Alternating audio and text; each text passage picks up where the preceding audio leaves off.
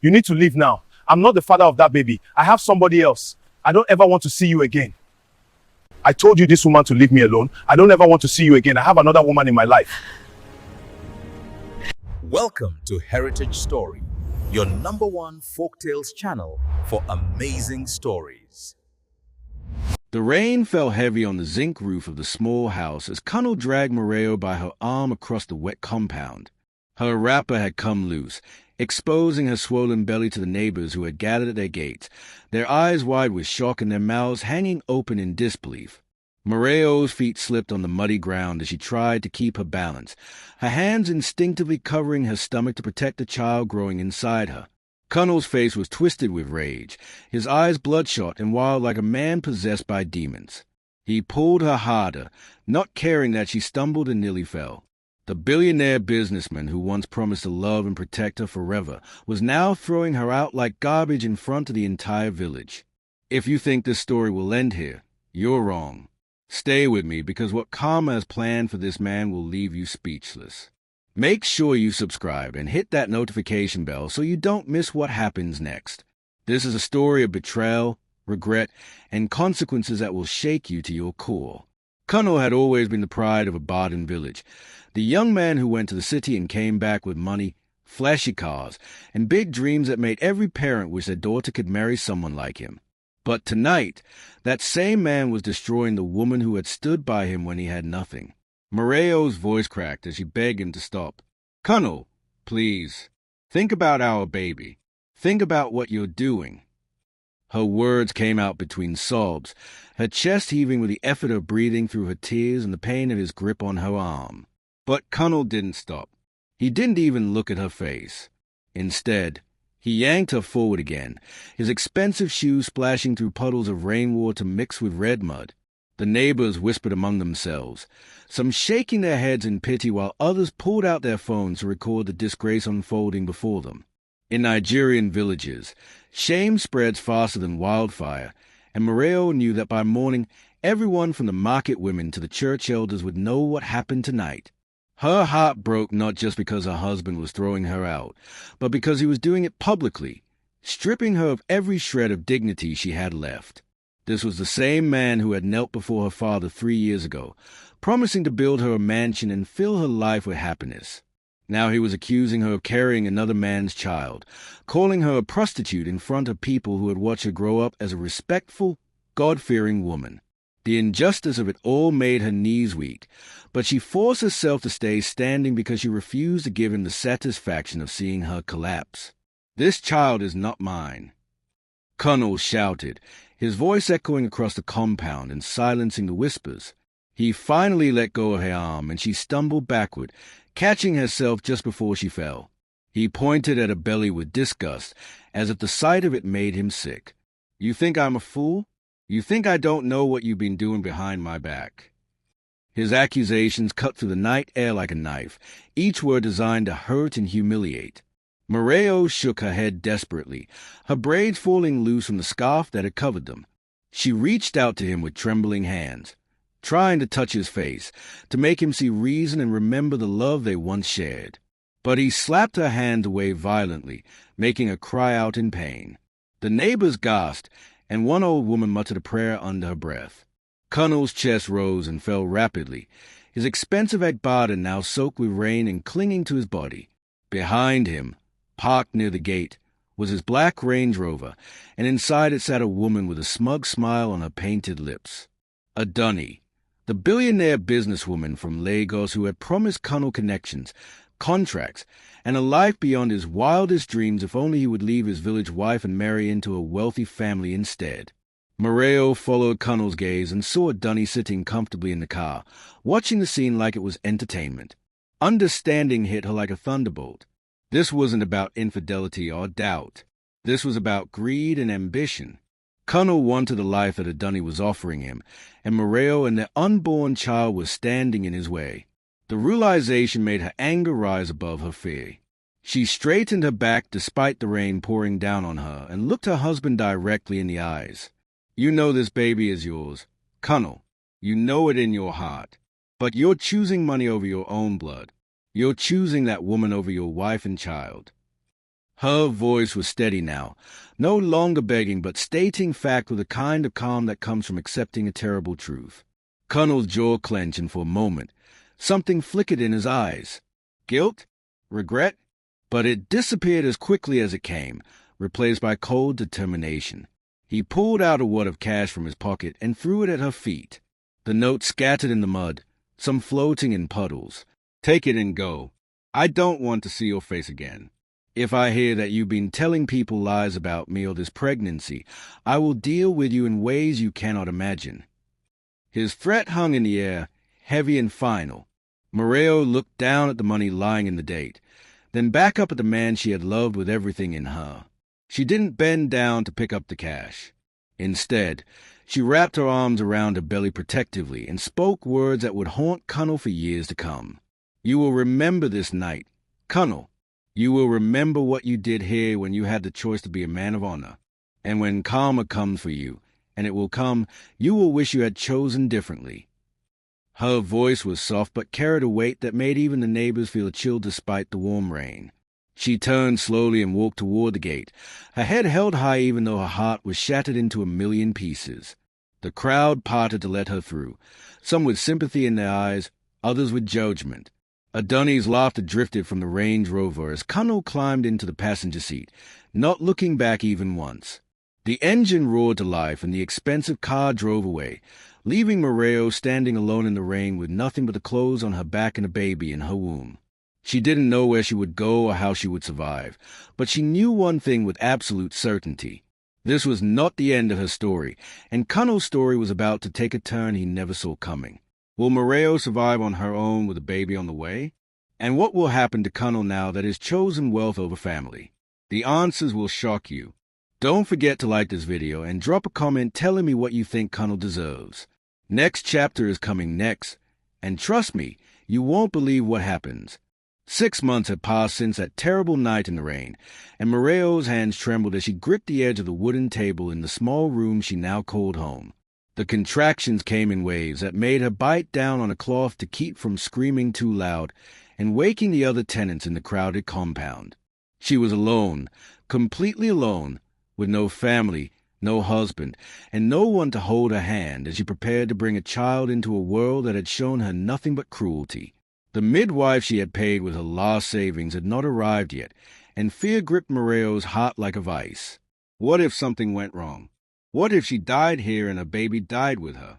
The question swirled in her mind as another contraction hit, stronger than the last, stealing her breath and making sweat pour down her face despite the cool evening breeze coming through the window. This was supposed to be a joyful moment, the moment she became a mother, but instead it felt like punishment for sins she didn't commit. If you're watching this and you've ever felt abandoned when you needed someone most, drop a comment and let me know. This chapter will show you that even in the darkest valleys, there's still hope. Make sure you're subscribed because what happens to Morayo will break your heart before it heals it. The room was barely big enough for the mattress on the floor and the small bag containing the baby clothes Morayo had managed to buy from the local market. She had walked 2 hours every day to work as a housemaid for a family in the next village, cleaning their floors, washing their clothes, and cooking their meals while her belly grew bigger and her back ached with pain.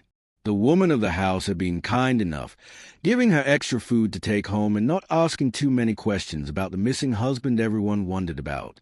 But kindness didn't pay bills or prepare someone for childbirth alone in a room that smelled of kerosene and old wood. Morayo had tried so hard to be strong, to tell herself that she could do this, that she and her baby would survive and build a new life. But tonight, as the pain intensified and the baby pushed its way into the world, doubt crept in like shadows at sunset. She thought about Kunle briefly, wondering if he ever thought about her or felt even a moment of regret. Probably not. He was too busy enjoying his new life with a Dunny, the billionaire woman who had promised him everything. Morayo had heard stories from people passing through from Ibadan. Stories about how Kunle now wore expensive suits every day, drove multiple cars, and attended parties with politicians and businessmen. He had gotten exactly what he wanted by throwing her away. The door suddenly burst open and Mama Kudi, the elderly midwife, rushed in carrying a basin of hot water and clean towels. Her face was lined with age and wisdom, her gray hair covered with a faded headscarf, and her eyes held the kind of compassion that comes from delivering hundreds of babies and seeing both joy and sorrow in equal measure. "I'm here, my daughter. I'm here now," she said in Yoruba, setting down the basin and immediately coming to Morayo's side. Her experienced hands checked how far along the labor had progressed, and she nodded with approval. "The baby is coming soon. You're doing well. Just breathe and push when I tell you." Morayo wanted to thank her, but another contraction seized her body, and all she could do was grip Mama Cootie's arm and push with every ounce of strength she had left. The next hour was a blur of pain, tears, prayers, and encouragement from the old midwife who seemed to have the patience of a saint. Finally, as the first light of dawn began to creep through the window, a baby's cry filled the small room. It was the most beautiful sound Morayo had ever heard. Mama Cootie wrapped the infant in a clean cloth and placed the baby on Morayo's chest. "It's a girl," she announced with a warm smile. "A strong, healthy girl." Morayo looked down at her daughter's tiny face and felt something shift inside her soul. All the pain of the past months, all the humiliation and heartbreak, suddenly seemed worth it just to hold this precious life in her arms. Tears streamed down her face, but they were different tears now, not tears of sorrow but tears of overwhelming love. She had created life despite everything that had tried to break her. This baby girl hadn't asked to be born into poverty or to be rejected by her father, but she was here now, perfect and innocent, depending entirely on her mother for survival. Morayo kissed her daughter's forehead gently and whispered a promise that would shape everything that followed. "I will give you the life your father denied you. I will work until my hands bleed if I have to. You will go to school, you will become somebody important, and you will never know the shame I've known. I promise you this, my daughter." Mima Cootie watched the young mother with knowing eyes.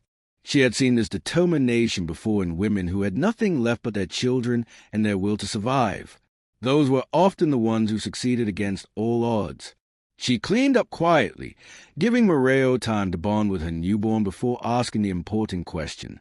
"What will you name her?" Morayo didn't hesitate. "Aomide, my joy has come." The name felt right, felt true, because despite everything, this child was indeed her joy. As the sun rose fully and light filled the small room, Morayo made decisions that would change both their lives forever. She would leave this village within the week. She would go somewhere far away where nobody knew her story or her shame.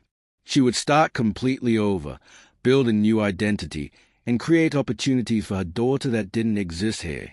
It wouldn't be easy. Nothing about her life was easy anymore.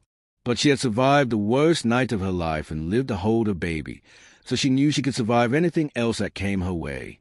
What Morayo didn't know, couldn't have possibly known as she sat there planning her future, was that the same day her daughter was born, Kunle's perfect new life was beginning to crack. The foundation he had built on lies and betrayal was starting to crumble, and the fall would be spectacular. Adoni had been patient, playing the role of the loving partner while slowly tightening the trap she had set for him. And today, she was ready to spring it. Morayo has given birth and made a powerful promise to her daughter. But what's happening to Kunle? The karma train is about to hit him hard, and you need to see it. Hit that like button if you're feeling emotional right now, and comment below if you think Kunle deserves what's coming.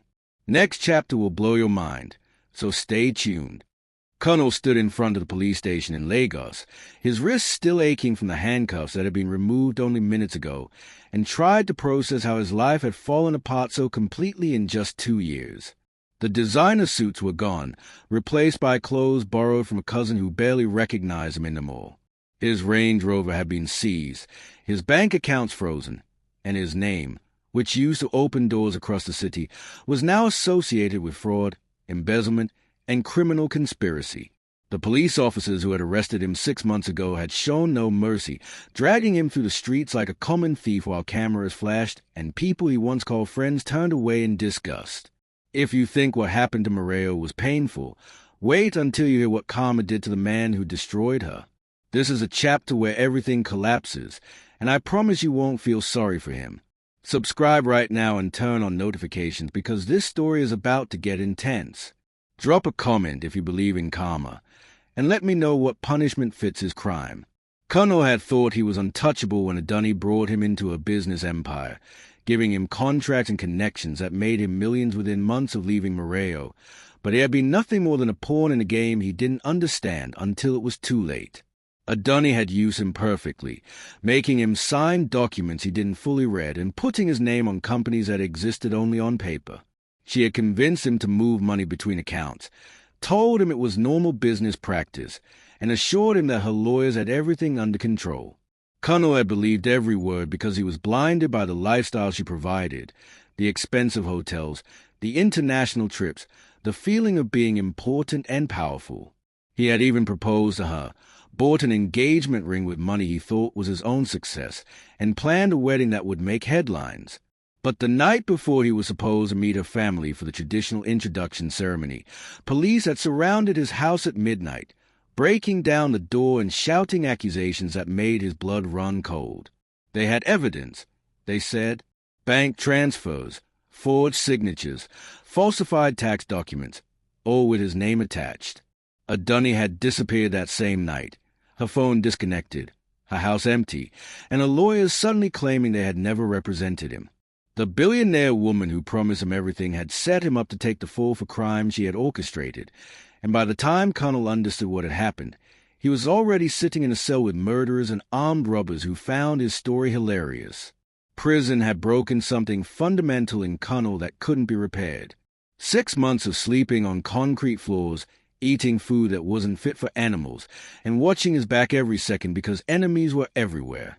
He had tried to maintain his pride at first, telling himself he would prove his innocence and reclaim his life. But reality had crushed that hope quickly. His family had abandoned him after their own accounts were investigated and frozen. His friends stopped visiting after the first month. His lawyer, paid with the last money his mother could scrape together, had managed to get him released on bail while the case continued, but everyone knew he was guilty in the court of public opinion. The newspapers had published his photo with headlines calling him a con artist and a fraudster.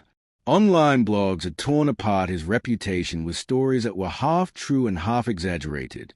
Nobody wanted to hire him, nobody wanted to be associated with him, and the few people who still spoke to him did so with pity in their eyes that made him want to scream.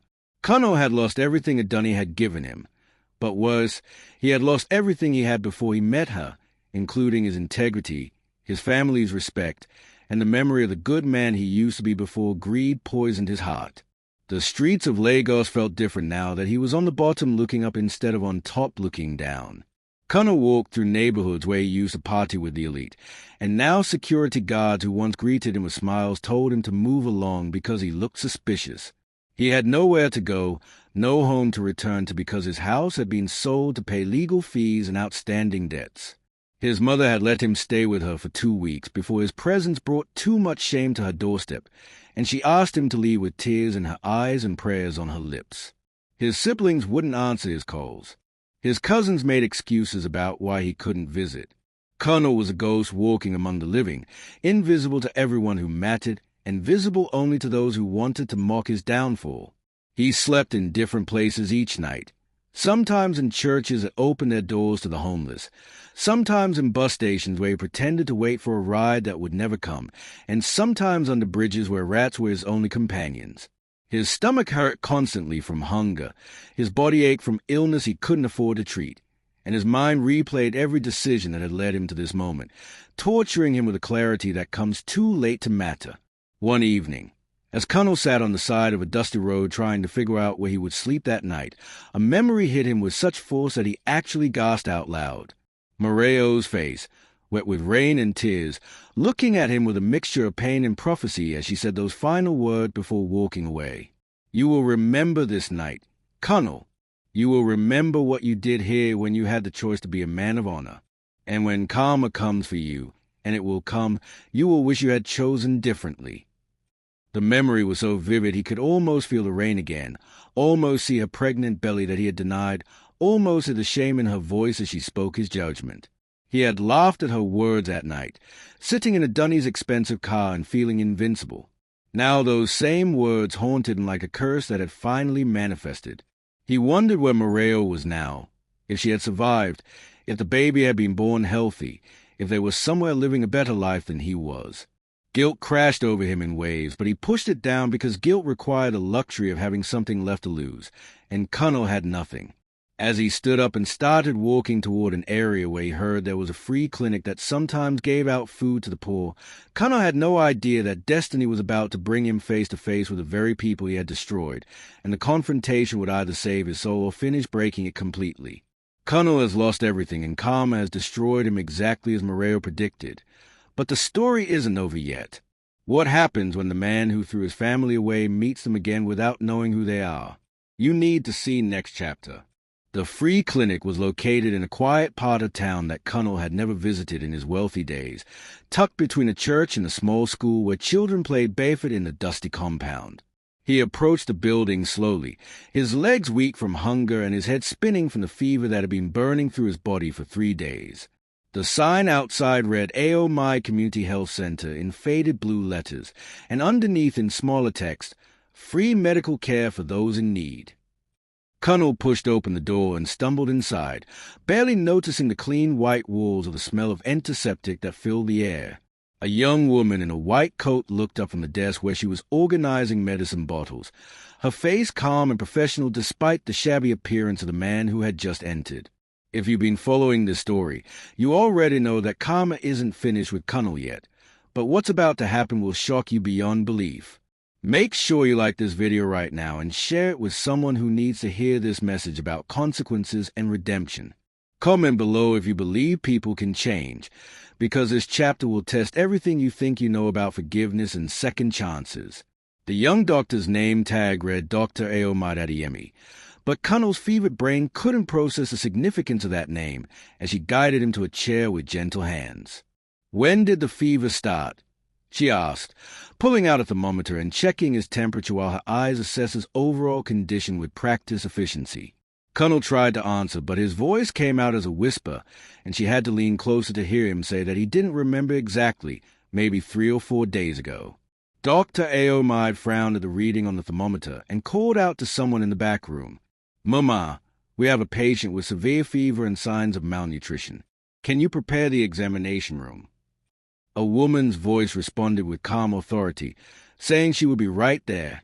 Kunle closed his eyes, too tired and sick to care about anything except the possibility of medicine that might stop the pain ravaging his body. He didn't see the older woman who emerged from a back room carrying clean towels and a basin of water. He didn't see her freeze in the doorway when her eyes landed on his face. He didn't see the color drain from her cheeks or the way her hands started trembling so badly she nearly dropped everything she was carrying. Morayo stood there staring at the broken man slumped in the chair, and for a moment she couldn't breathe. 15 years had passed since that terrible night in the rain. 15 years of building a new life from nothing, of working 3 jobs while studying to become a midwife, of raising her daughter alone, and watching Ao Mai excel in school and eventually medical school on scholarships earned through pure brilliance and determination. Morayo had changed her surname, moved to Lagos, and created an identity that had no connection to the village girl who had been disgraced and thrown away. She had built this clinic with her savings and donations from kind people, offering free health care to the poor because she remembered what it felt like to have nothing and no one. And now, 15 years later, the man who had destroyed her was sitting in her clinic, sick and desperate, with no idea that the woman about to care for him was the wife he had rejected. Ao Mai noticed her mother's strange behavior immediately. "Mama, are you okay? Do you know this man?"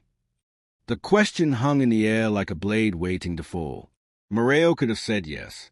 She could have told her daughter everything right then and there, could have thrown Kunle out the way he had thrown her out, could have let karma complete its work by denying him the help he desperately needed. But something in Morayo's spirit, something shaped by years of hardship and faith, wouldn't let her do it.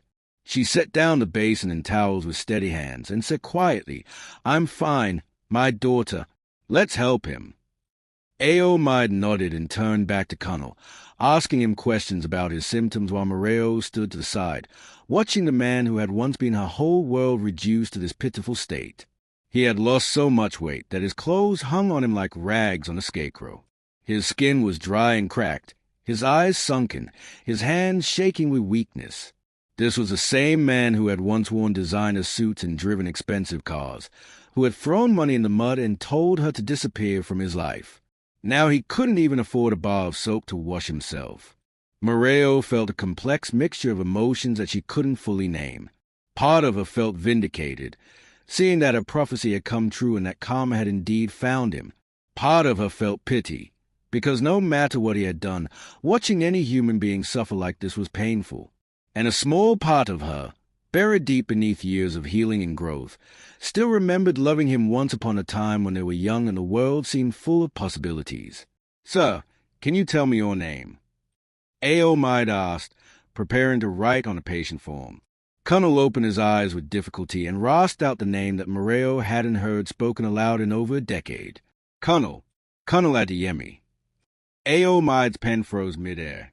She looked up at her mother sharply, her eyes asking the question before her mouth could form the words. Morayo nodded once, a tiny movement that confirmed what Aomide had already suspected.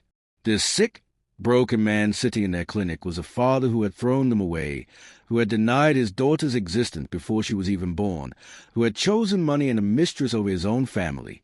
The pen in Aomide's hand began to shake, and for a moment her professional composure cracked, revealing the pain of a child who had grown up without a father, who had asked questions her mother couldn't answer without crying, who had succeeded in life despite the rejection she never deserved.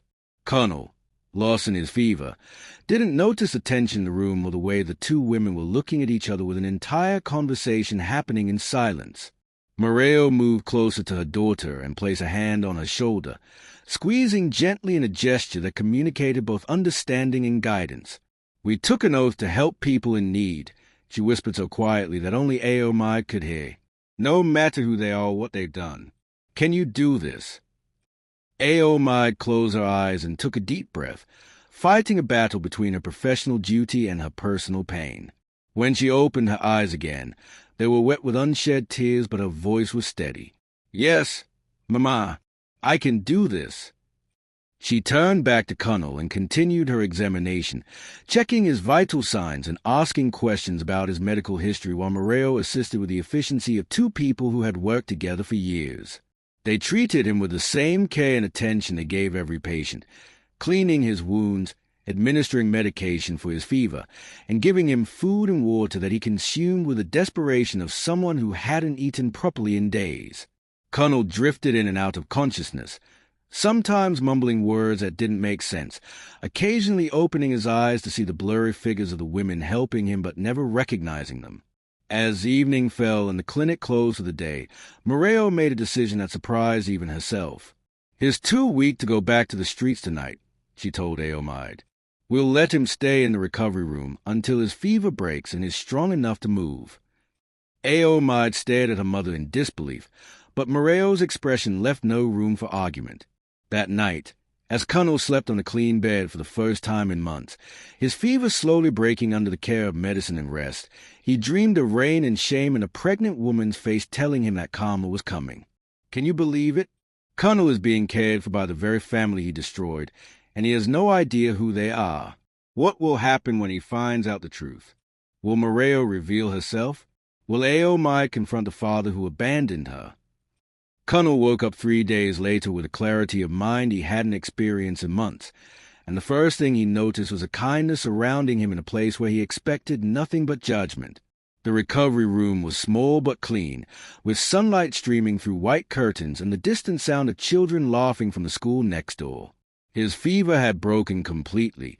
His body no longer ached with that terrible burning sensation, and for the first time since his release from prison, he felt almost human again.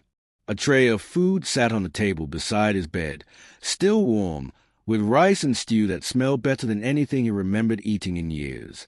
Kunle sat up slowly, his muscles weak from days of illness, and looked around the room with growing confusion and gratitude. Who were these people who had taken him in without asking for money or even his story? Why would anyone show such mercy to a stranger who looked like he had crawled out of the gutter? If you're wondering what happens when Kunle finally realizes who saved his life, you need to keep watching because this chapter changes everything. Hit that subscribe button right now and turn on notifications because you don't want to miss a single moment of what's coming next in this incredible story of karma, redemption, and consequences. The door opened, and Dr. Aomide walked in carrying a clipboard, her white coat crisp and professional, her natural hair pulled back in a neat bun that framed her intelligent face. She was beautiful in a way that reminded Kunle of someone, though his mind couldn't quite place who, and her eyes held a depth of emotion that seemed too heavy for someone so young. "You're awake," she said, her voice carefully neutral as she approached to check his vital signs. "How are you feeling today?" Kunle cleared his throat, surprised by how rough his voice sounded when he tried to speak. "Better. Much better. Thank you. I don't know how to repay you for this kindness. I have no money, no way to pay for the medicine or the food or the bed."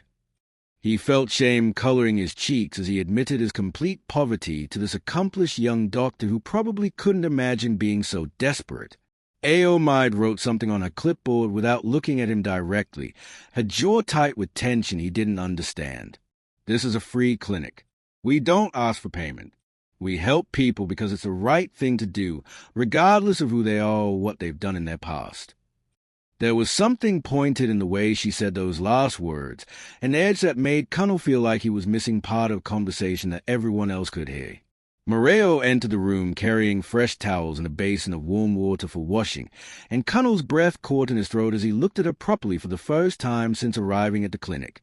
She was older now, her face marked by lines that spoke of hardship and survival, her body no longer that of the young girl he had married but of a woman who had lived through storms and emerged stronger. There was something achingly familiar about her movements, the way she carried herself with quiet dignity, the shape of her eyes and the curve of her mouth that triggered memories he had buried deep. But his mind rejected the impossible possibility forming at the edges of his consciousness because Morayo was gone, disappeared 15 years ago into whatever fate awaited discarded wives, and this woman was a midwife running a successful clinic in Lagos, completely different from the village girl he remembered. "Good morning," Morayo said softly, setting down the basin and avoiding direct eye contact in a way that seemed deliberate. "I'm glad to see you're recovering well. You were very sick when you arrived." Kunle stared at her, his heart beginning to pound with a recognition that terrified him even as he tried to deny it. "Have we met before?" he asked, his voice barely above a whisper. The question hung in the air like lightning before thunder, and Aomide's hand tightened around a clipboard so hard her knuckles turned white. Morayo finally looked directly at Kunle, and in that moment, with their eyes locked and 15 years of pain and survival standing between them, the truth crashed over him like a wave. He saw a face wet with rain and tears, saw a pregnant belly that he had denied, heard her voice speaking prophecy about karma and consequences. "Morayo," he breathed, the name escaping his lips as his entire world tilted sideways. "You're Morayo." She didn't confirm or deny, just stood there watching him with an expression that held no anger, no triumph, only a sad acceptance of fate bringing them full circle. Kunle's gaze swung wildly to Aomide, seeing for the first time the resemblance he had missed, the shape of her nose that matched his own, the set of her shoulders that he recognized from looking in mirrors before his life fell apart. Understanding hit him like a physical blow that made him gasp. "The baby," he said, his voice breaking. "You're the baby. You're my daughter." Aomide's professional mask cracked completely, and tears spilled down her cheeks even as she held herself rigid, and refused to move closer to him. "Don't call me that," Aomide said, her voice shaking with emotion she had kept locked inside for her entire life. "You don't get to call me your daughter. You threw us away before I was even born. You chose money over your own blood. You called my mother a liar and a prostitute in front of the whole village. You have no right to claim me now." Each word was a knife thrown with precision, and Kunle felt every single one pierce through whatever remained of his heart. He tried to stand, to move toward them, but his legs wouldn't support him and he collapsed back onto the bed. "I'm sorry," he whispered, the words completely inadequate for the magnitude of his sins, but the only words he had. "I'm so sorry. I was a fool. I was blinded by greed and ambition, and I destroyed everything good in my life. You're right. I have no right to ask for anything from either of you. But please let me say this. You saved my life when you had every reason to let me die. That mercy is more than I deserve and more than I can ever repay. Tears streamed down his face as he looked at the two women who represented everything he had lost and everything he could have been if he had made different choices 15 years ago. Morayo stood frozen, her own tears falling silently as she struggled with a collision of past and present, of pain and compassion, of justice and mercy. The tension in the room was suffocating, heavy with years of hurt and questions that had no easy answers. Aomide wiped her tears angrily and turned toward the door, unable to stay in the same room with the father who had rejected her without breaking down completely. "I can't do this right now," she said to her mother, her voice thick with emotion. "I need A." She walked out quickly, leaving Morayo and Kunle alone in a silence that screamed with everything unsaid between them. Kunle buried his face in his hands, his shoulders shaking with sobs that came from the deepest part of his soul. "What have I done?" he repeated over and over, the question rhetorical because he knew exactly what he had done and could never undo it.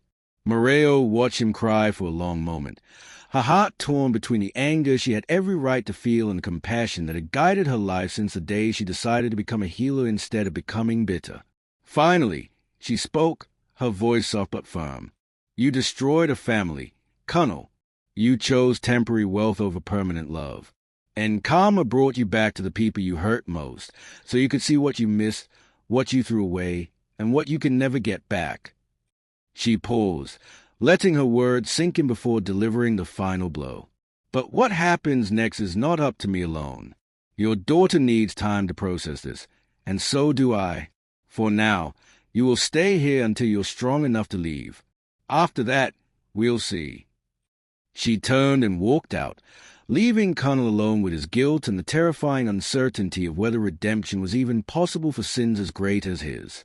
Kunle now knows the truth, and the confrontation has left everyone broken and confused. But will Aomide ever forgive the father who abandoned her?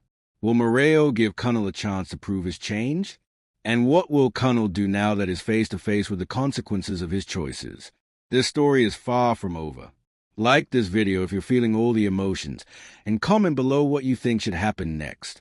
Next chapter is coming, and trust me, you need to see what happens when Kunle tries to make things right.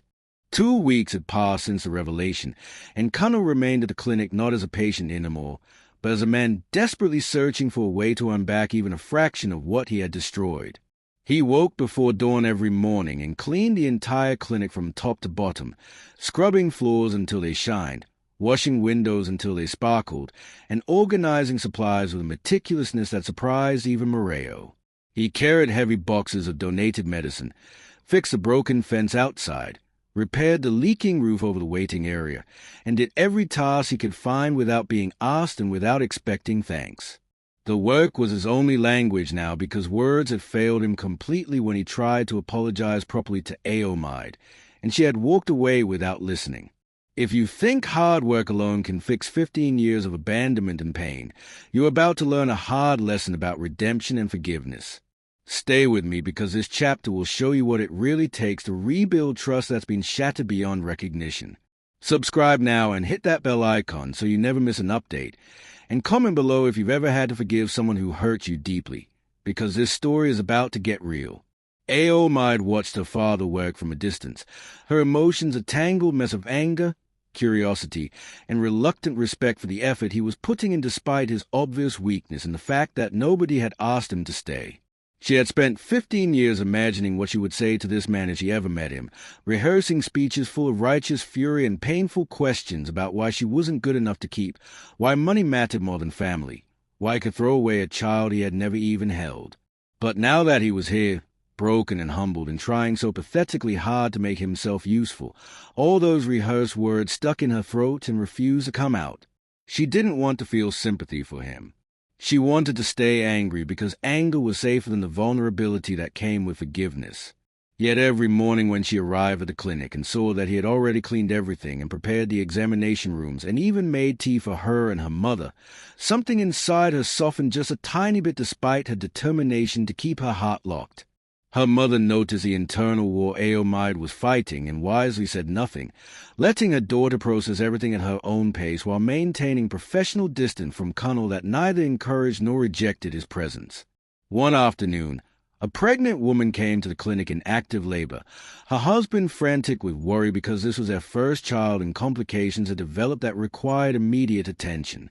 Aomide was in the middle of treating another patient when Morayo called for help, and everyone in the clinic sprang into action with the organized efficiency of people who had handled emergencies together many times before. Kunle, who had been repainting the waiting room, heard the urgency in Morayo's voice and instinctively moved toward the delivery room to see if he could help in any way.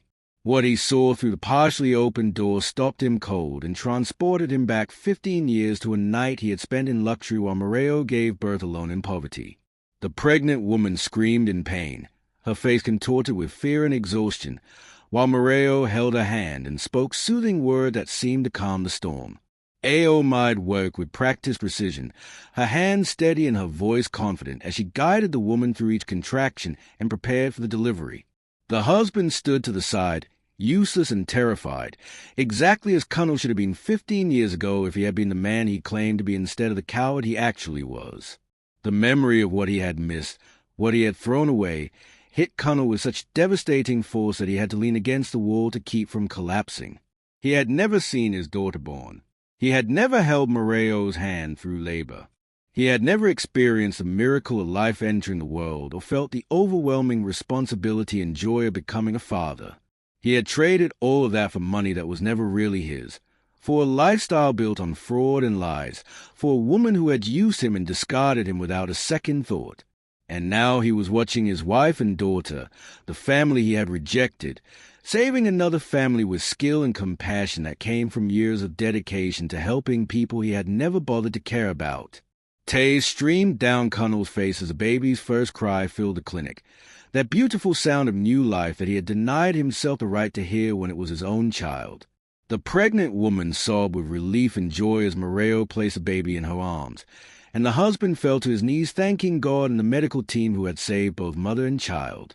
Aomide smiled, a rare, genuine smile that transformed his serious face into something radiant. And Kunle saw in that moment the woman his daughter had become despite his absence, perhaps even because of his absence forcing her and her mother to be stronger than they ever would have needed to be. After the family left with their healthy newborn and the clinic had closed for the evening, Kunle found Aomide sitting alone in the office going through patient files and updating records. He knocked softly on the open door, his heart pounding with fear of rejection, but knowing he had to try one more time to say what needed to be said. "May I talk to you for just a few minutes?" he asked, his voice humble and uncertain. Aomide looked up, exhaustion evident in her eye from the long day, and for a moment he thought she would refuse. But something in her expression had shifted since the delivery. Some wall had cracked just enough to let a sliver of light through. 5 minutes, she said, setting down her pen but not inviting him to sit, making it clear this was not a comfortable conversation. Kunle stepped into the office and closed the door behind him, gathering every bit of courage he possessed to speak the truth he had been too ashamed to face. "I watched you deliver that baby today," he began, his voice breaking almost immediately.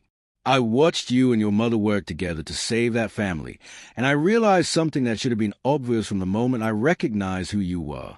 I didn't just throw away a wife and a baby 15 years ago. I threw away a brilliant doctor and an incredible healer. I threw away a daughter who would have made me proud every single day of her life. I threw away a family that could have been my greatest achievement, my real legacy, instead of a fake empire I built on lies that crumbled the moment it was tested." Aomide listened without interrupting, her face carefully neutral but her eyes beginning to glisten with unshed tears. Kunle continued, the words pouring out now like water from a broken dam. "I know I can't undo what I did. I know sorry is just a word that means nothing compared to the pain I caused. I know I have no right to ask for forgiveness or place in your life. But I need you to know that seeing who you became, seeing the lives you save and the compassion you show even to people like me who don't deserve it, that has destroyed me in ways prison never could. You are everything I should have been and failed to be. You are proof that my greatest sin wasn't just abandoning you. It was robbing myself of the honor of knowing you." His voice dropped to barely a whisper. "I don't expect you to call me father. I don't expect you to forgive me or love me or give me anything at all. But if you would allow me to stay here and work for this clinic, to spend whatever time I have left trying to support the incredible work you and your mother do, that would be more than I deserve and more grace than I could ever repay." The silence that followed was heavy and long, stretching between them like an ocean that might never be crossed. Aomide wiped her eyes roughly, angry at herself for crying in front of this man who had hurt her before she even had the chance to be hurt by the world. When she finally spoke, her voice was thick with emotion but steady with hard-won wisdom. "You're right. You can't undo what you did. And I'm not ready to forgive you. Maybe I never will be. But I've watched you these past 2 weeks, and I see someone who's genuinely trying to change, not just with words but with actions. My mother taught me that healing isn't just about medicine. It's about giving people a chance to become better than they were, even when they don't deserve it." She paused, taking a shaky breath before continuing. "You can stay. You can work here. But understand this clearly. You're not staying as my father. You're staying as someone who owes a debt to the family he destroyed and is finally trying to pay it back. Don't expect love. Don't expect closeness. Don't expect me to suddenly want a relationship just because you're here now. If you can accept that and still choose to stay, then we'll see what happens over time." Kunle nodded, fresh tears falling as relief and gratitude overwhelmed him. "Thank you," he whispered. "Thank you for giving me a chance I don't deserve." Aomide stood up and walked past him toward the door, pausing just before leaving to deliver one final truth. "Don't thank me yet. Staying here and facing what you did every single day will be harder than any punishment karma already gave you. Let's see if you can handle it."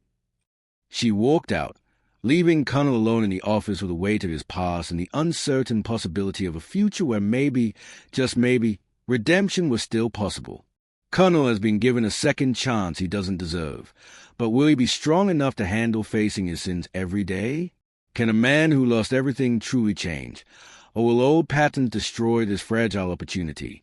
The final chapter is coming, and it will determine whether this story ends in healing or more heartbreak. Smash that like button if you're invested in this journey, and comment below whether you think Kunle deserves this chance or not. Next chapter is the finale you've been waiting for, so make sure you're subscribed because you don't want to miss how this incredible story ends. 5 years had passed since the day Kunle was given a second chance he didn't deserve, and the transformation in both the man and the clinic was nothing short of miraculous. The Aomide Community Health Center had grown from a small building serving a handful of patients to a full medical facility with 3 doctors, 2 midwives, and enough equipment to handle minor surgeries and emergency cases that would have previously required expensive hospital visits. Kunle stood in the newly expanded waiting room, now filled with comfortable chairs and educational posters about maternal health, watching patients check in for their appointments with staff members who greeted them by name and treated everyone with dignity regardless of their ability to pay. His hair had gone completely gray over the past 5 years, and his face bore the deep lines of a man who had lived through hell and found purpose on the other side. He wore simple clothes, worked harder than men half his age, and had become the backbone of the clinic's daily operations, managing supplies, coordinating with donors, and doing whatever needed to be done to keep the facility running smoothly. If you followed this journey from the beginning, you know this story started with betrayal, shame, and karma's brutal justice. But today you'll see how redemption can heal even the deepest wounds when people choose love over bitterness. This is a final chapter, so make sure you're subscribed and that notification bell is on because you're about to witness an ending that will restore your faith in second chances and the power of forgiveness. The morning sun streamed through the windows as Morayo walked through the clinic conducting her rounds, stopping to chat with patients and check on their progress with a warm familiarity of someone who had dedicated her entire life to healing her community. She was in her 50s now, her hair showing streaks of gray that she wore with pride, her face still beautiful despite the years of hardship that had shaped it into something stronger than Mayu could ever achieve. She paused at the supply closet where Kunle was organizing boxes of donated medicine, and for a moment she just watched him work with an expression that had softened considerably over the years. They had never remarried, never even discussed the possibility, because some wounds leave scars that don't disappear even when they stop hurting. But they had built something perhaps more valuable than their original marriage, a partnership based on shared mission and mutual respect rather than romance and promises that had once been broken. They worked together every day, coordinated the clinic's operations with seamless efficiency, and had developed a friendship born from surviving tragedy and choosing to create meaning from pain. Kunle looked up and caught her watching him, and a small smile crossed his weathered face. "Good morning, Morayo. The new shipment of antibiotics arrived. I've organized them by expiration date, like you showed me." His voice held none of the arrogance that had once defined him, only the quiet humility of a man who had learned that true wealth was measured in lives touched rather than money accumulated. The real transformation, however, was visible in the relationship between Kunle and Aomide, which had evolved slowly and painfully over 5 years of shared work and carefully built trust. Aomide entered the clinic carrying her medical bag, returning from a home visit to check on a new mother and baby who couldn't make it to the facility. She had grown into a confident woman in her early 20s now, respected throughout the community as Dr. Aomide, the brilliant young physician who never turned anyone away regardless of their financial situation. She spotted Kunle in the supply closet and walked over, her expression professional but no longer cold. "The Okafor baby is doing well. Mother's recovering nicely from the delivery. They wanted me to thank you for the food basket you sent over yesterday." Kunle's eyes filled with tears as they always did when he heard about babies being born healthy and mothers being cared for properly, because every single birth reminded him of the one he had missed and could never get back. "That's wonderful news. Did they need anything else?" Aomide shook her head and then hesitated, as if weighing whether to say something more personal. Finally, she spoke words that carried the weight of years of healing. "You did good work preparing that basket. The family really appreciated it. You're becoming quite good at knowing what new mothers need." It was a small compliment, barely there, but it was genuine, and Kunle received it like the precious gift it was. The turning point in their relationship had come 2 years earlier when Aomide had faced her own crisis, and Kunle had been there in a way that finally cracked through the last walls she had built around her heart. She had lost a patient, a young pregnant woman who had come to the clinic too late with complications that even Aomide still couldn't overcome, and the death had devastated her in ways that shook her confidence and made her question whether she was truly making a difference. Kunle had found her crying alone in the office late that night, and instead of offering empty platitudes or trying to force a conversation she wasn't ready for, he had simply sat with her in silence, present and solid and understanding in a way that only someone who had experienced profound failure could be. Hours later, when she finally spoke, telling him about her fear that she wasn't good enough and her guilt over the life she couldn't save, he had shared his own story of failure and loss with brutal honesty that held nothing back. He told her about the lives he had destroyed through his greed, about the family he had abandoned, about the years in prison where he contemplated suicide because the weight of his sins seemed too heavy to carry. And then he told her the truth that had kept him alive and working. "You can't save everyone, Aomide, but you can honor the ones you lose by saving the next person who walks through that door. You can let failure destroy you, or you can let it teach you and make you better. I chose destruction once and lost everything. Don't make my mistake." That night had changed something fundamental between them, not transforming him suddenly into a father she had always wanted, but allowing her to see him as a flawed human being who had made terrible choices and was genuinely trying to become someone better. From that point forward, their interactions had warmed gradually, moving from professional courtesy to cautious friendship to something that resembled the relationship between a mentor and apprentice rather than parent and child, but which held its own value and meaning. Now, years later, they worked together smoothly, anticipated each other's needs in the clinic, and occasionally shared meals where they talked about patients and medical cases and carefully avoided the deepest wounds that would probably never fully heal. It wasn't the relationship Kunle had dreamed of when he first realized who she was, but it was real and honest and built on a foundation of earned trust rather than biological obligation, and that made it precious beyond measure. As the morning progressed and the clinic filled with patients, the three of them moved through their routines with practiced coordination, each playing their role in the mission of healing that had become the center of all their lives. They had built something beautiful from the ashes of betrayal and shame, something that served hundreds of families and changed the trajectory of an entire community, and that achievement spoke louder than any apology or forgiveness ever could. The day's work ended as the sun began to set, painting the sky in shades of orange and purple that reminded Kunle of the sunsets in the Baden village where this whole story had started so many years ago. The last patient had been seen, the clinic cleaned and prepared for tomorrow, and the staff had gone home to their families. Kunle locked the front door and turned to find both Morayo and Aomide standing together, looking at him with an expression he couldn't quite read. His heart skipped with fear that something was wrong, that maybe they had decided he had overstayed his welcome and it was time for him to leave. But then Aomide spoke, her voice soft but clear in the quiet evening air. "We've been talking, Mama and I, about everything that's happened over these 5 years, about how far we've all come and what we've built together." She paused, gathering courage for what came next. "I'm still not ready to call you father. I don't know if I'll ever be ready for that. But I want you to know that I see you now. I see the work you've done and the man you've become and the difference you've made in people's lives. And I'm willing to call you family, if you're willing to accept that it might never look like what you lost, but it's still real and it still matters." Kunle couldn't speak past the tears blocking his throat, so he simply nodded and tried to memorize this moment because it was more grace than he had ever imagined possible. Morayo stepped forward and placed a hand on his shoulder, her touch gentle but firm. "We're not erasing the past, Kunle. We're choosing to build a future where that past becomes a foundation for something good rather than just a monument to pain. Can you live with that?" He found his voice finally, rough and broken but certain. Yes, I can live with that. Thank you. Thank you both for giving me a reason to keep living when I had every reason to give up." The three of them stood there as darkness fell and lights flickered on throughout the neighborhood. 3 broken people who had found healing not by forgetting what happened, but by transforming tragedy into purpose.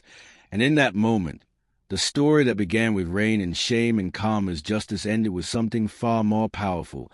Redemption earned through years of faithful service and forgiveness given not because it was deserved, but because love, real love, always chooses healing over revenge. And that's how karma brought a billionaire to his knees, destroyed everything he built on lies, and then gave him a chance to rebuild something real from the ruins. This story proves that it's never too late to change, that consequences are real, and that the family you hurt the worst can sometimes become the family that saves you if you're willing to do the work. If this story touched your heart, smash that like button and share it with someone who needs to hear this message. Comment below and tell me what you learned from Kunle, Morayo, and Aomide's journey. And don't forget to subscribe because we have more incredible stories coming that will change how you see life, love, and second chances. Thank you for watching, and remember, karma is real, but so is redemption. God bless you.